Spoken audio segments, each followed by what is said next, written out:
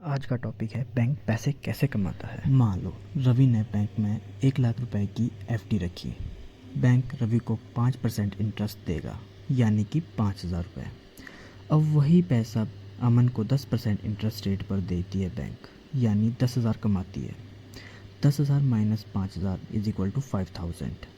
जो 5,000 है वो बैंक का प्रॉफिट है। इस डिफरेंस को कहते हैं नेट इंटरेस्ट मार्जिन। इंडिया में बैंक को कंट्रोल करती है RBI, reserve bank of India. RBI he decide करती है कि कितना इंटरेस्ट रेट देना है ताकि इन्फ्लेशन और इकोनॉमी स्टेबल रह सके। बैंक सिर्फ लोन से ही पैसा नहीं कमाती, वो loan processing fee, credit card late fee, ATM charges और फॉरेक्स ट्रांजेक्शन चार्जेस से भी पैसा कमाती है। अगर आप क्रेडिट कार्ड के बिल को लेट भरते हो तो बैंक को इससे एक्स्ट्रा प्रॉफिट होता है। बैंक अपने कुछ पैसे को गवर्नमेंट्स बॉन्ड में भी इन्वेस्ट करके रखती है, क्योंकि ये सेफ़ होते हैं और स्टेबल इनकम देते हैं। लेकिन रिस्क भी ज़्यादा होता है। अगर जिस व्यक्ति को बैंक ने पैसा दिया है, अगर वो व्यक्ति पैसा वापस ना करे तो लोन एनपीए बन जाता है, means non performing asset.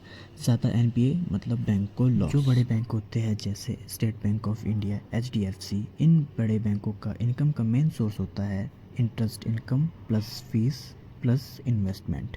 Simple formula याद रखो, बैंक लोगों से सस्ते इंटरेस्ट रेट पे पैसा लेता है और उनको महंगी इंटरेस्ट रेट पर पैसा देता है। इस डिफरेंस पर पूरा बैंकिंग सिस्टम चलता है और ये इसी वजह से बैंक इकोनॉमी की बैकबोन है। फाइनेंस को सिंपल वे में समझने के लिए सब्सक्राइब करें।